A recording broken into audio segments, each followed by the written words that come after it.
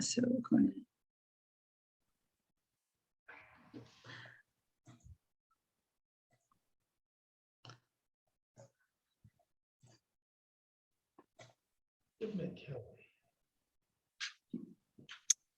welcome everybody. This is our July 3rd Thursday of the R&D committee. We've got like a super interesting report that we're going to hear today. So we'll get to it in a minute. Thank you for coming. I know that it's tough in the summer, especially for growers, to make these morning meetings, but we record every session, and by the end of the month, we'll be caught up on uploading those to the website. So they'll be available for all time. So in those cold winter months, it'll be awesome to go back, or in the afternoon when you're out of the vineyard and need something to review. So before we get to the session, I just wanted to remind everyone that at our AGM on August 11th, we have a smoke exposure sensory training session with Dr. Carrie Wilkinson. It's a workshop, and she spoke at our last conference on smoke taint and was really well received, and she's graciously accepted the invite to come back to present at our AGM. So it will be in the afternoon. It starts at 1:30, and it's going to be really comprehensive on sort of the state of affairs in terms of smoke taint research and the means of evaluating it, and all through analysis as well as through sensory. And there will be a sensory training session that she will conduct that will have wines that she's bringing, as well as wines from BC that have some smoke exposure impact. And so I think it's a must see, don't miss session. So make sure you register sooner than later so that you get a spot in that tasting. So today we have, and I think this feeds into the vineyard resiliency study, maybe, I don't know. I'm sure smoke taint impacts vineyard resiliency, but I don't really think that's your focus. So Cascadia Consulting has been doing a project funded by the Ministry of Agriculture and on vineyard resiliency, and they're here to present to us today. We have Liam Elborn and Jonathan Snook, and so I'll hand it over to you to explain everything. We'll have a time at the end for questions and discussion. So great, thanks, Kathy. I'm Jonathan Snook. I've met some of the people on this list, but not everybody. I'm a partner with Cascadia, and I've worked in had the pleasure, the opportunity to work in the wine industry for a lot of years, supporting some policy initiatives and doing some data analysis. This presentation that we have is the summary of a lot of data analysis that we did over the spring, and the genesis or the project began in January when the BC wine growers came to us and said, "Can you quantify like what we keep hearing that there's?" Or here's the presentation. So there's some anecdotal evidence out there that the crop yields in BC are coming down, and we keep hearing that, but we haven't been able to quantify it. Can you guys go out and quantify that? And so we did. And Liam, if you go to the next one. So this is what we came back with in January, February this winter, and we said, yeah, you're right. What you're hearing out there is true, and this is the kind of crop yields over the past few years. This was concerning, of course. Yields being one of the primary primary drivers of the economics for the industry. This was of a major concern. So, in the spring of this past year, there was an issue. What do we call that? The Resiliency Task Force. The Resiliency Task Force was created to address or to better understand this issue and to develop some potential solutions to this issue, and perhaps some opportunities to ask government to support industry in this way. So the task force was created. I attended the first meeting. Kate from your organization was there. The Wine Grape Council was there. The Ministry of Agriculture was there. The grape growers were there. And we came together, and what we walked out of the first meeting was like, there's a whole bunch of issues that might be causing this, but we don't really know which ones. And so we struggled to come up with kind of practical solutions, because it kind of depended on what was the root cause or what was driving the short crop issue, and there hadn't been enough investigation into that. So the Ministry of Agriculture was there, and out of that kind of first meeting, they funded a study, which is this study, to really understand the root causes of the short crop. And to do that, we took two kind of approaches. One was a deep dive into the data, and your organization provided us with a lot of the data, which was extremely helpful. This analysis would not have been possible without the data that you provided. So one, thank you, and two, I hope that you find the results of the analysis useful and helpful.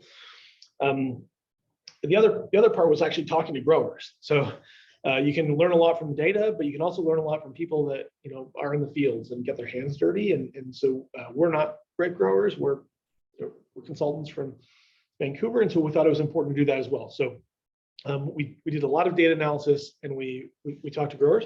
It was important to us to understand what was going on regionally. Was this short crop something that was happening, across the country, across the wine growing region, or was this unique to BC? And we thought that would kind of narrow down. If you go back, Liam, one, maybe two, it would narrow down which one of these is at play, given what we're seeing in other regions. Okay, my colleague Liam did this work with me and did a lot of the really intense data analysis, and can explain that toward the end. But he's going to talk about our jurisdiction scan. Sure. Yeah. So we started this project off by looking at some of our peers, and really we were trying to answer the question of whether this was unique to BC. Was BC alone in experiencing this year-over-year decline in recent years, or has it maybe been persistent across a few regions? And so, looking at our peers along the West Coast in the US, Washington, Oregon, California, but also looking at Ontario, all of which produce acreage and crop assessments every year, just like the BC Wine Grape Council does. We thought the answer was a pretty definitive no. To us, it looks like it's a regional problem. And really, we came to that observation by seeing that across these regions, acreage has been growing. And with the growing acreage, you'd expect tonnage to grow. And that was true across all of these regions for a period of time. But in the last few years, across all of these regions, we've seen dips in tonnage. And as a result of those two observations, we've seen dips in yield, so tons per acre. So you see BC there in the orange with a pretty steep decline, but you also see that in Oregon and Washington, as well as in California, albeit a bit more subdued. And so what does this actually tell us about BC? Well, as Jonathan said, it can help us narrow in on some of the root causes. And so if it's a regional problem, we think a pretty natural conclusion to draw is that it's probably due to some sort of shared regional cause or something that's regionally persistent. And so climate is one, and there's a few different climate measures there, which we also have really good access to data on. And just rounding out the jurisdiction scan, we also then went and spoke to key figures in the Washington and Oregon and Ontario regions to just validate what we've seen in the data. And in the case of Oregon and Washington, they really validated that climate was something that they're aware has impacted their industry in the last few years, and that's really top of mind for them. Can you go back one for a sec? Yeah. One thing to note is that not on this list is Ontario. So Ontario had an inverse relationship to these West Coast wine growing regions, which reinforced our kind of hypothesis that that climate was at play, because obviously we share climate with the wine growing regions on the list, and we certainly don't share climate factors with Ontario to the same degree. Yeah, and that was again validated speaking to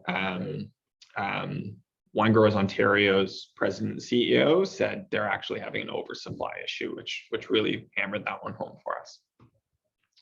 So that really focused our attention and gave us something really tangible to go and explore with some quantitative methods. And so that's really what this quantitative deep dive was about. And at the foundation of that was really good data, which Wine Grape Council really enabled here. So they were able to make available vineyard level survey data on acreage and tonnage for 2017 through 2021, which is that period we've been looking at on the last few charts. And then we were able to supplement that with daily temperature and precipitation data from all of the weather stations in BC, which is publicly available data. And there was a pretty extensive data cleaning process and preparation process to enable the analysis. We had to sort of format and structure the data appropriately, merge across years, so match vineyards year to year to make sure we were tracking them over time. There were holes in the data where we had to make some inferences. We constructed climate variables, which we understood were representative of what's impacting yields based on a review of academic, but also industry literature. And then we wanted to make sure that that sample that we were left with was still really representative of the industry. We didn't want to be looking at just a few vineyards. We wanted a big picture view, and we were left with a sample that included a lot of vineyards. It was about 2/3 of the industry that came through that cleaning process, which is in a statistical setting, a big chunk of the industry. But it was also representative across regions, which was important to us, and across grape varieties, which was important. In terms of the analysis, we took a top-down approach where we started by looking at overall yield in BC. That's the chart that you saw earlier that Jonathan showed us. And then we started overlaying several of these other factors that we thought were at play. So starting with climate, introducing some regional variations, so isolating yield and climate by the actual wine growing region, doing the same for varieties, grape varieties, and then finally evaluating the intersection of these four categories, which is where we think that a lot of the really interesting insights come from, and actionable insights.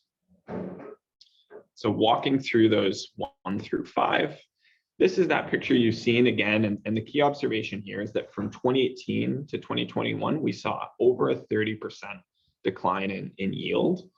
And 2018 may have been a particularly good year, but if we look at 2017 or 2019 through 2021, it's still over 20%. So whichever way we slice it, we are looking at a pretty significant decline, which has implications for profit and revenue. Turning our attention to climate, as we said, we surveyed industry and academic sources to understand which types of climate variables were at play. We understood that growing degree days and average temperature was sort of one category. We understood that extreme heat and max temperatures was another. That's the 3rd and 4th on the list. We understood that cold was potentially at play here. And so looking at average minimum temperatures in the growing and dormant seasons, as well as potential frost days during the growing season, so days less than 0 Celsius, and extreme cold days during the dormant season, so days that drop below -20. And then finally, the 4th category is precipitation. So looking at precipitation in both the growing and dormant season. And from a statistical perspective, this is where we spent our time, running statistical models. All 4 of those types of variables have had an impact on the industry in just the last 5 years. And so higher average temperatures have had a net positive effect. higher relative heat unit requirements being met, higher growing degree days. But on the flip side of that, we've had more extreme heat, which has had a negative impact. We've had more extreme cold, which has had a negative impact. And we've had variable and at times lower precipitation, which has had a negative impact as well. So those are the directions we'd expect. But the key insight there is that in a short space of time, 4 or 5 years, all of these variables have been hitting us, which really complicates mitigation strategies, I'm sure, as a grower, which you'll know even better than we will. The other interesting piece there is that while we know what has been hitting the industry, it's been hitting the industry at different times. So if we think about that peak shape that we showed you a couple of slides ago, peaking in 2018, well, 2018, we had relatively high precipitation, and we had relatively low extreme heat, as well as potential frost days or cold temperature. Can I just jump in terms of our approach in this sectionally? Just for the benefit of the people that are listening, in terms of how we did this, we looked at the kind of the lat long, or the location of every single vineyard that we had access to the data for, and then we used we have a model that uses all of the Environment Canada Weather Station's publicly available data, and the model zeroes in based on topography and regions, for the lat long of each particular vineyard. So this isn't just we didn't just kind of grab data from Kelowna and say, this is what's going on. It was a really precise and detailed analysis to gather this data. Thanks, Jonathan. You're welcome. You're welcome. We're in the same room for the benefit of the group. Like, we're like, okay. Okay. Despite the different backgrounds. As Jonathan said, this data was granular to the vineyard level. And what you're seeing here is averaged out across each of the vineyards that we had data for. Looking then over this period, as we saw declining yields, in different years, it was due to different factors. So in 2019, that first year where we had a decline, we saw a big leap in cold temperatures down in the bottom right, and we saw a big drop in precipitation. And as we carry forward toward 2020, it shifts again. Precipitation rebounds, but we have more extreme cold. And as we come into 2021, it flips, and it was that heat dome that we had on the bottom left. We see a big jump. I think it's 100% jump in the number of extreme heat days in the summer. And so it's different factors hitting the industry at different times and in really unpredictable ways. We wish we could predict the weather with. Do you want to talk about some of these have a positive impact and some of them have a negative impact? Where's that coming up? Yeah, so what we're seeing here is, we're averaging out these effects is what we're seeing. And so in some years you'll have good precipitation, but bad extreme heat, and which of those outweighs the other one really depends on which one pulls more strongly in a given direction. Yeah. Anything you want to add to that? We then wanted to turn our attention to regions. So what's happening across our grape growing regions, and while every region experienced declines at some point between 2017 and 2021, and pretty meaningful ones, we could group them into a few categories. So if we look at Oliver, Osoyoos, Penticton, Naramata, Caledon, Okanagan Falls, and Smilkameen Valley, those are what we'd consider these persistent decliners. They're the ones that have that same shape as the industry, where it's year-over-year declines. We had a few that we saw a bit of a rebound in 2021. So they declined in 2019 to 2020, but then they rebound, and that's Kelowna, Lake Country, Vernon, Shuswap, Tappan. And then we have this other category where they're either pretty steady, or in the case of Fraser Valley, we had a big leap in 2021. And so the key takeaway from a regional perspective is that there are regional differences that we're seeing, but we'll add some context to that with an example in just a couple of minutes.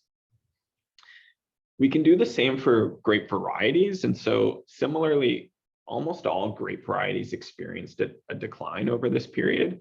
What's interesting here is that most of them fit into this persistent decliners category. So year-over-year declines, and this is our main varieties in BC in terms of both acreage and tonnage. It's Merlot, it's Sauvignon Blanc, it's Pinot Gris, Pinot Noir, Chardonnay, Cab Sav, a lot of the heavier planted varieties here, and they've all experienced these year-over-year declines.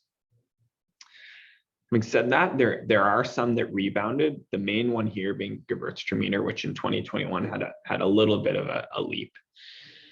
But where it's a bit interesting is if we look at 2018 to 2021, while most of them, as we said, declined, there are differences between how much they declined. So Merlot and Sauvignon Blanc, we're seeing 40% and 45% declines. But we can contrast that with Pinot Gris or Riesling, which are in the 21 and 27% range. So we're talking about twice as big of a decline for certain varieties. And that's consistent with what we understand about different varieties having different climate risk profiles. And that's, I think, one of the key observations here is how differently some varieties have been affected. And we know that they're impacted by different types of climate. Anything you want to add there? Yeah, I mean, not included here is the size of the prize in terms of these varieties are obviously some of them are very, very small, insignificant varieties in terms of the overall yield, and some of the really, really large ones are unfortunately on the right hand side of this graph. And then I think if you think about our framework, we kind of think back to our framework, it's climate, and then it's region, and then it's varieties. But what gets really interesting is when you start looking at the intersection of those. And I think that's coming. Yeah, that's coming up right now. And so what we then wanted to do is try and isolate some cases. And so the first one we looked at is Oliver and Osoyoos. And so these are neighboring regions.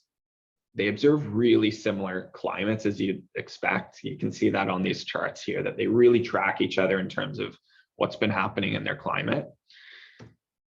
They also have really similar variety composition. So more or less the same things are planted in these two regions. They have more or less the same climate.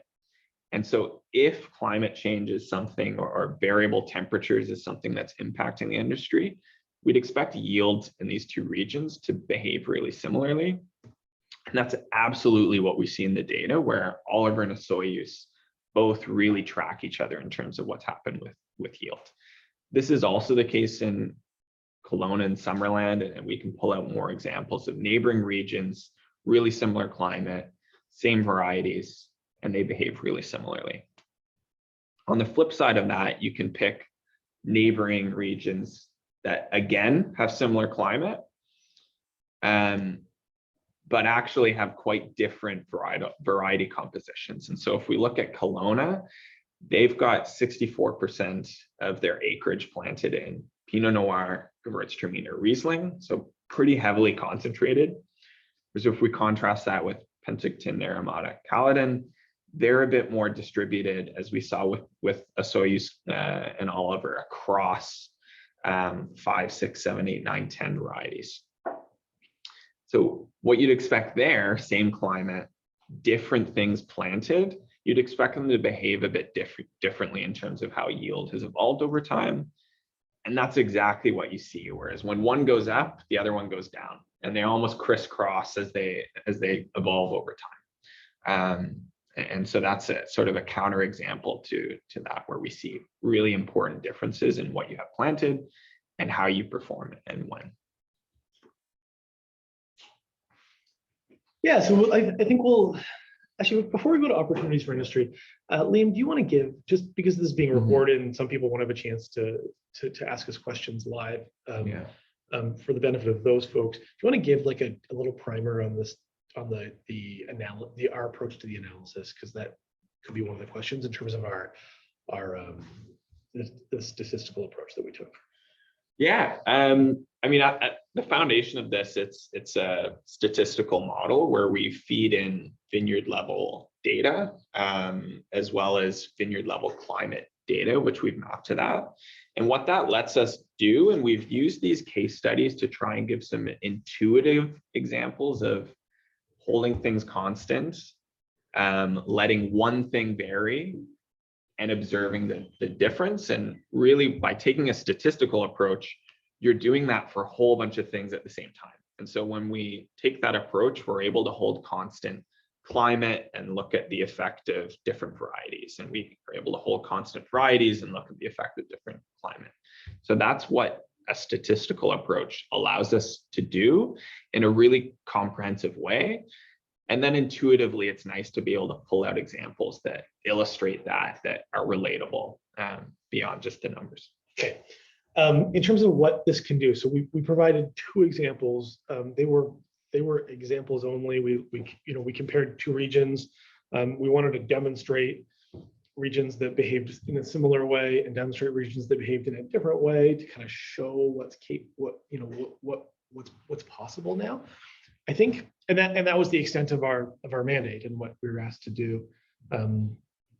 But I think if we think into the future, we now have a very, very powerful model that can be predictive in terms of what variety will do well or poorly in what region, given how it's behaving in other regions that have similar or different climate patterns. So I think it's very important that the industry understands that there's a powerful model that exists, and it was funded by the Agriculture Ministry, and we have it, and we're available if there are specific questions that people have particularly as they're planting vines or grapes in different parts of the region. We'd be happy to provide some insights that are strictly from the data. We will stop our presentation and open it up to any questions that people may have about our approach, the data that we found. If you have questions that would come out of the data that would kind of send us a way to do research, that would be interesting as well. We're kind of going to open it up and feel free to ask us any questions that you have.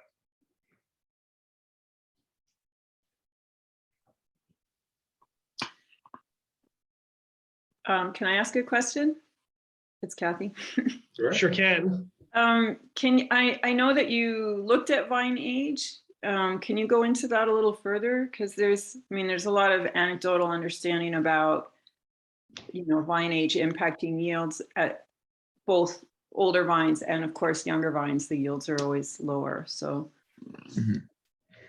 so vine age was something that we would have loved to include in our statistical models. The challenge we faced was that we don't have great data on vine age for all vines across the industry. We keep track of, and I think it's so that we can construct that potential harvest that you estimate that you produce in your acreage reports. Keep track of new plants. So years 0, 1, 2, 3. But it drops off after that into a category of older than 4 years. And so it didn't give us an opportunity to include that in a statistical setting, but we asked that in our interviews. And yeah, it also came up during the Resiliency task force. Data came up, and so as you collect more data, it provides opportunities to analyze more data. We wish we could have dug into that in more detail. Good, great question.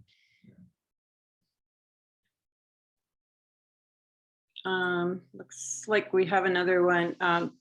Brooke is asking about the impact of production practices, and Kathy. I meant Kathy. Sorry. Because I was going to ask that too. So, a lot of our yields are determined by crop management, right? And so, it may be that our crop management practices haven't evolved with the climate. And like both statistically and in your interviews, what kind of impact did you find or look into? Let's both take this. I'll start. So our goal was to kind of get to the root cause of the short crop in BC. And when we mapped the kind of neighboring wine growing regions, Washington, Oregon, California, and they mapped, you know, a statistician would say they had a high R squared, but they were very tightly coupled. We thought it was unlikely that the root cause of the kind of West Coast yield reduction was exclusively kind of zeroed in on farming practices. That's not to say it wasn't a real thing, and we have heard anecdotally about different practices and you know, newer growers, and so we included that in our kind of qualitative analysis. But when we zeroed in, and this part of this presentation focuses on our quantitative analysis, we just thought it was unlikely that at the same time, over the same years, across the entire West Coast, farming practices kind of were the reason. Do you want to talk about some? Yeah, so that was exactly, you know, there was at some point, you know, is it that we're farming poorly? You know, the jurisdiction scan, we thought that's pretty unlikely, as Jonathan described. What it did identify, though, is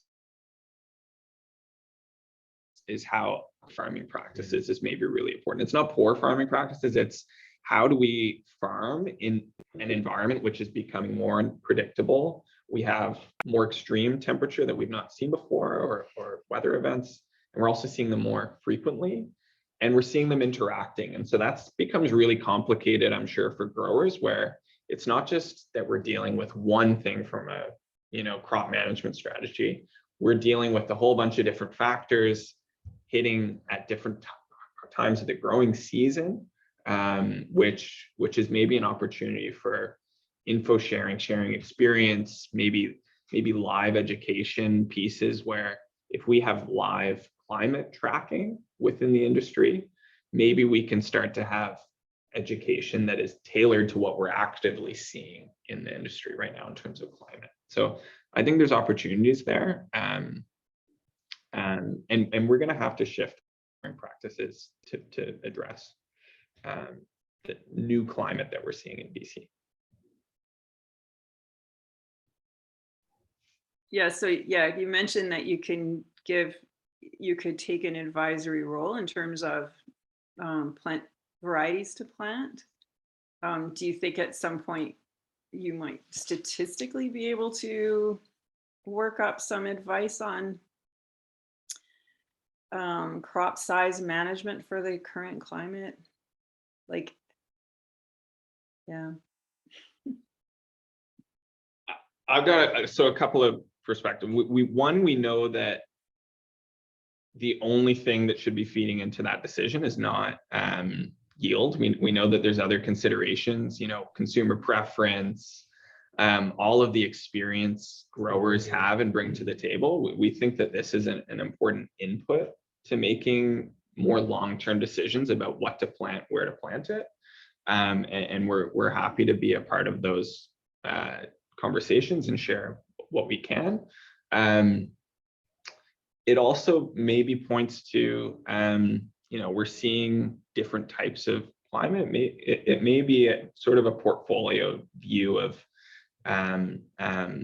you know, we want to plant things that have cold hardiness. We want to plant things that have heat hardiness, and we want a good balance of that if we want to try and mitigate against this year-to-year swings. I think it's a piece of the puzzle. And Jonathan, I don't know if you have anything to add there. Nope, I don't.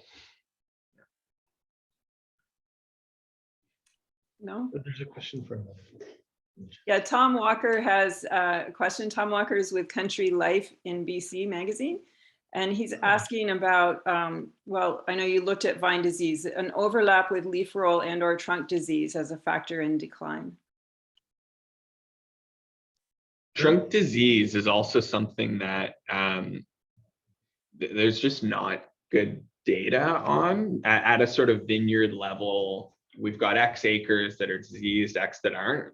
So it's something hard to take a quantitative approach, but it is something that in our interviews came up as trunk disease and how that interacts with temperature and age as being something that growers are tuned into. he came doing the task force as well. Yeah. And then, and leaf roll virus, did you look at that at all? Because for sure we understand that decreases yield, right? No. Yeah, it's because there are some significant, like there's vineyards of significant size that are impacted, right? So, and I think that may be true in Washington, Oregon, California as well, right?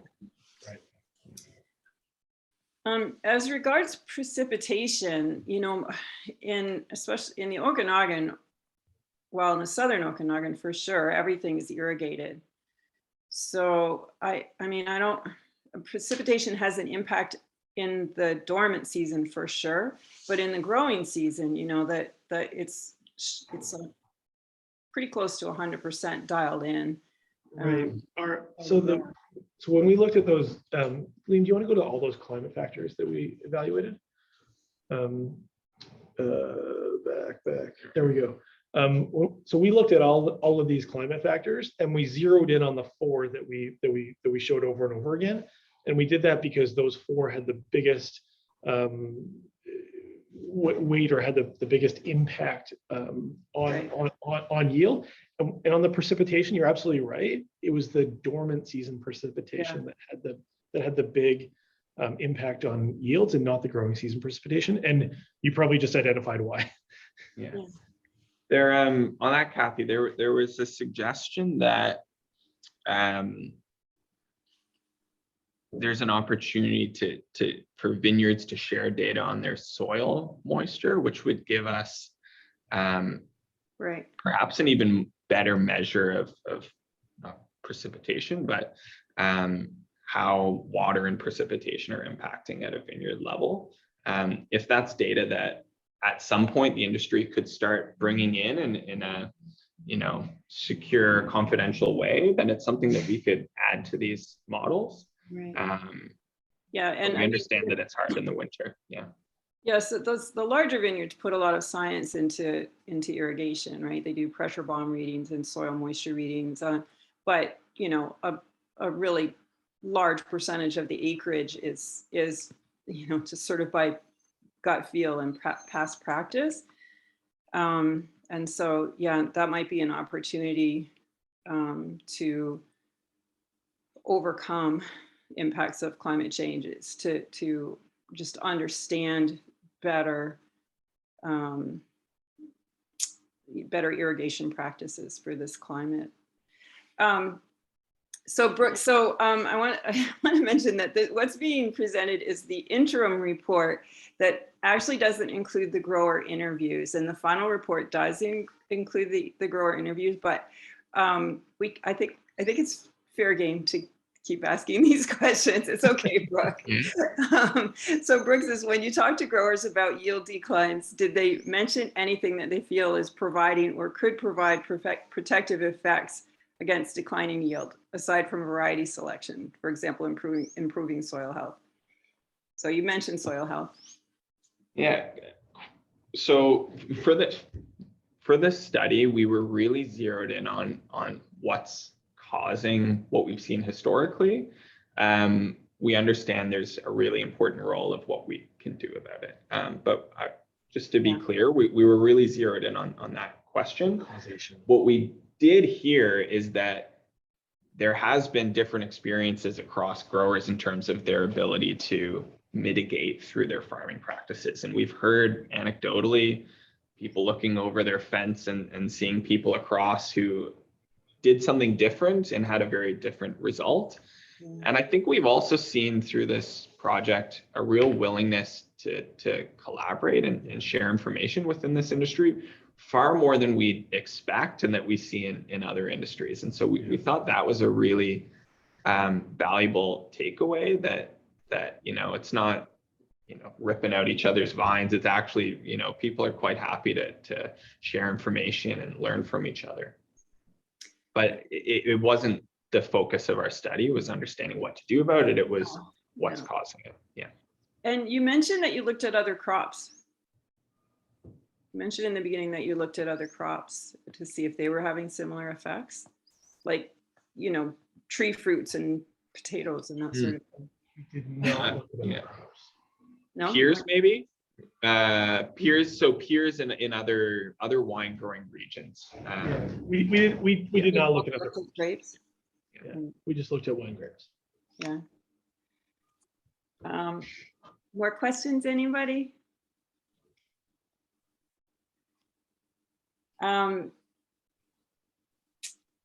Yeah, I had another one, but I think it was about the sharing data.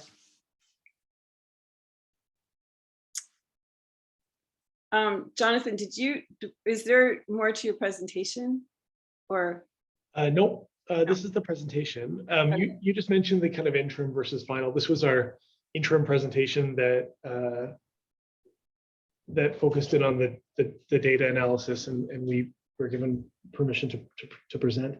Our final report is in, and we expect it to be public when it kind of goes through the approval cycles at the ministry. So I would, just from doing this in the past with the same group, I would expect that in the next few weeks. So I think another opportunity for resiliency is better crop estimation, right? Because we're managing the crop and we manage it throughout the season, right? And from what I understand, no one's really very good at crop estimation. It doesn't matter how much science you put into it, and we're often caught unawares at harvest, but on both sides. Like much higher yields than we would expect, even if we've done some, statistical estimation. So, and I don't know if you looked at Washington, Oregon, California, where they are at in terms of crop estimation. It sounds like they haven't conquered that beast either. Is there? I've actually done a fair bit of research into crop estimation. We kind of toyed with the idea of using artificial intelligence for this practice, Yeah. and it's actually a really good. Our firm has an AI practice, and this is a really good case study for AI because you can, a computer can kind of count and pick and understand sizes and volumes and at a way earlier point in time than a person can. And I understand the practice right now is kind of a person around June kind of walks around and kind of weighs and measures, and that's that's the kind of what's available to the industry right now, and that makes sense that everybody does that. And I think there are some interesting applications of AI that may really improve this, and if anybody wants to go offline and talk to us about that, we'd be happy to. Yeah, I know. The research station was looking at using drone spectral data to help with that as well. But I think the problem is, like, you can do bunch counts and berry counts, but it's that berry weight on the day of picking that can be really impactful or surprising or make a big difference. But I think what makes this a really interesting case study for AI is that your model would learn from that. So you would do that kind of spatial analysis, yeah, and then after that you would tell it what the result was, or the yield was, or the volume was, and then you do that again the next year, and you do that again the next year, and you do that again, and your model would figure out what factors are at play. So I think that's a real opportunity for the industry, and it would make kind of business planning easier as well. Well, and that might be a good time to mention. Tom Walker has pointed out that the Ministry of Agriculture has released money for a pilot program for extreme weather preparedness. So, that might be a project that could play into that. And there's hundreds of projects that come to mind that could play into that. And he's sending the link to Kate and Tyrion. So at the Grape Growers Association and the BC Wine Grape Council will be able to pass those links on if anyone's interested. Great. Okay, I hate to finish early. Sure, I'll come up with a million questions later. You guys are good at answering questions, though. And it was an excellent presentation. That's probably why there's not that many questions, because it was very, Well, it was very clear and just, you know, really well presented, I thought. thank you, Kathy. Appreciate that. Thank you. Thank you for being here. And, you know, it would be nice to have an update once you're ready with the final. And hopefully you'll be, you'll have an opportunity to continue this kind of work, because now that you've done the groundwork for it, it'd be nice to build on that. Yeah, I think if I leave with anything, it would be that we've, the amount of work to build these models was really intense, and now we have them. And so the amount of work to kind of answer some really targeted questions, like how is this variety going to do in this region, is actually not that much work. We have the data. Right. And so if, you know, if people have questions, like, please reach out and we can, like, I just don't want it to be like this one-off. We've got this model and then it kind of sits on a server somewhere. Like, let's use it because we have it. So. Well, so Kate can, you know, put that on our website and in our newsletter that you can offer information in terms of varietal selection. Yeah, and it's one piece of the puzzle. It's not the only piece of the puzzle. We completely understand that. I think the analogy we used is like a baseball coach that uses a lot of data, but then they also have years of experience and they kind of know what they're doing. And they, it's one piece of the puzzle. It's one tool. It has to be something that people want to drink also, and it has to be something that, you know, people can pronounce on the label or on the wine list. Sometimes I think that's the most important factor, sadly. Okay, thank you. Thank you. Thanks very much for being here. Our next meeting in August, the third Thursday in August, is the 18th. And it's going to be in preparation for harvest, which hopefully will be not too much past that time, on cellar safety. So preparing for harvest in the cellar, and it'll be the Manufacturing Safety Alliance that will give that presentation. And it's super important. There's often new workers and young workers that come into the cellar for harvest, and their safety orientation is critical, and it's very top of mind for WorkSafe BC. And I can tell you that in the past, I've had WorkSafe BC show up on our first day of harvest to check out our safety plan and make sure everyone's properly trained. And it's also just really important for worker safety. And yeah, so join us or check it out in the days that follow on our website in the recorded video. And we hope to see you in August. And thanks a lot. Bye.